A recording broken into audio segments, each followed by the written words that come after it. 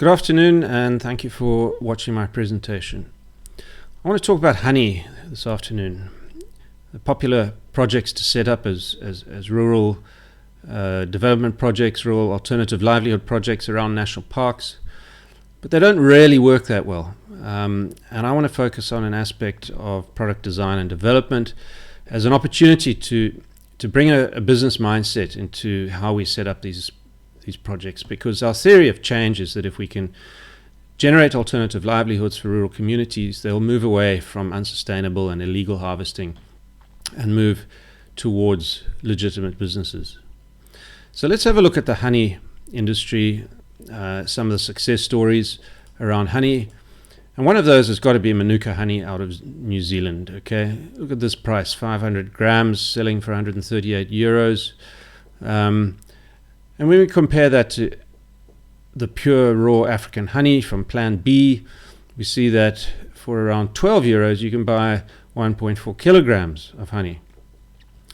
And so if we do a quick analysis on this, we can see that Manuka honey selling for 30 times the price of African honey from Plan B in South Africa. The question is, what are we doing wrong? How come they can sell this honey? Is it special honey? Well, you know, it's sold as a general antibacterial, and that seems to apply actually to most honey. We've known that for a long time. It works to treat eczema and dermatitis. It soothes a cough and a sore throat. Well, I've been using honey for years to do that. Improves your digestive health. The point is that none of these have been proven to be significantly different from any other honey. There may be small differences here and there. What they do have, though, they've got a really good story. And it's backed with a bit of science around these MGO levels, this compound that comes out of the Manuka tree and into the honey. And in fact, the New Zealand authorities certify MGO levels in that honey, so that when you buy it, you can rely on getting a good quantity of MGO in your honey. They don't make any claims around its health benefits at all. All they do is measure the levels. And so they have some other advantages, of course. They've got access to packaging and labeling and marketing that may be a bit more sophisticated. Supply chains are favorable, and a general sort of enabling environment for the honey producers, which you may not have in Malawi or in Zambia. And so I'm happy to admit that those factors can come into play when it comes to selling the honey. But in my view, we're not even really trying, to be honest with you. And when we have a look at a real product discovery framework, not a single honey project I know has actually gone about developing this honey in the way that you would use a business discovery, product discovery framework. And so how does that work? Well, you need a team, okay? This is not done by one or two people sitting in a room. As wide a range of skills as possible, and communities need to be involved. Get the producers involved so that they know what their role is in terms of developing this product and selling it. Set a goal for the product. What is it? Increase prices? You want a premium market? Do you want an export market? You're happy with the local market? Lots and lots of goals for a product, and these need to be written down and made explicit because they feed into a strategy for selling the product. You need to then go and research the product. What's the competition? What prices are we looking at? What story? What backstory do they have? Packaging, marketing. What about regulations? Any product that is a food product is subject to regulations and standards. You need to know what those are. The next stage around ideation is tricky, it's difficult. Ideas are like gold.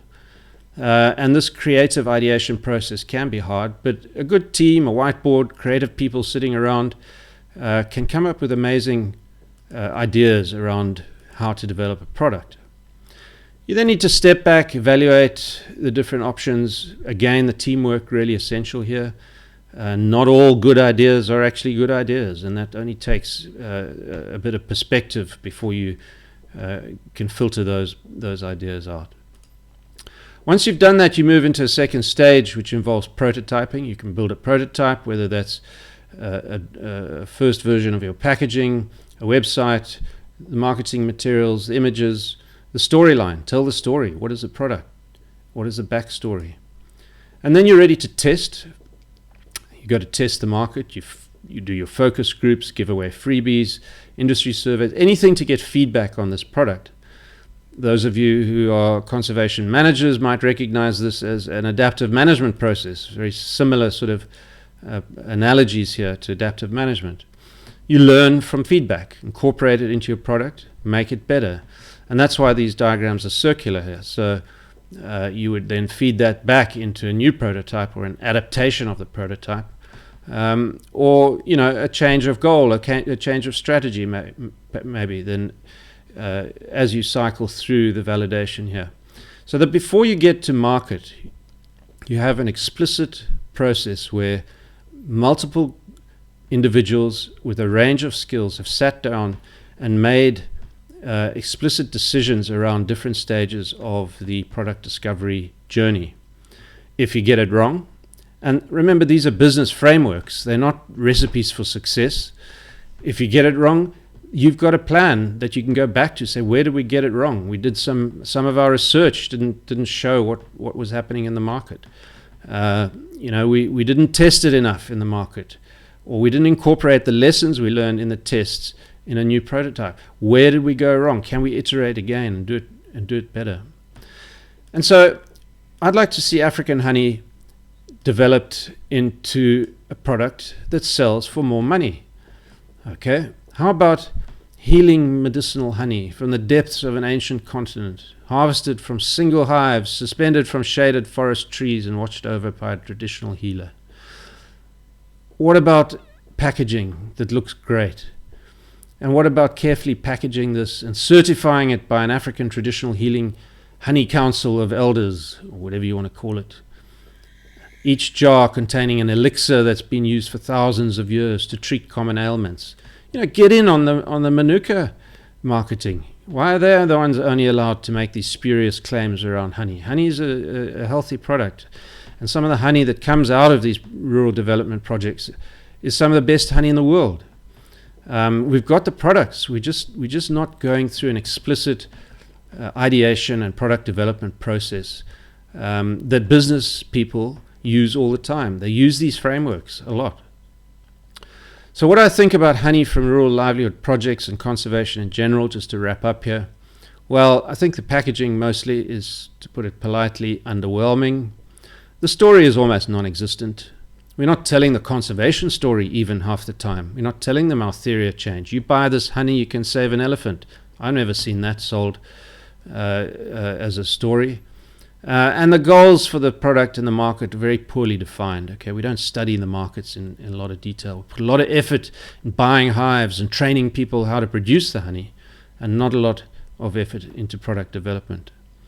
And how can this help conservation? Well, again, coming back to the theory of change here, is that providing these livelihood opportunities means providing an income that competes with the income that you might get from poaching.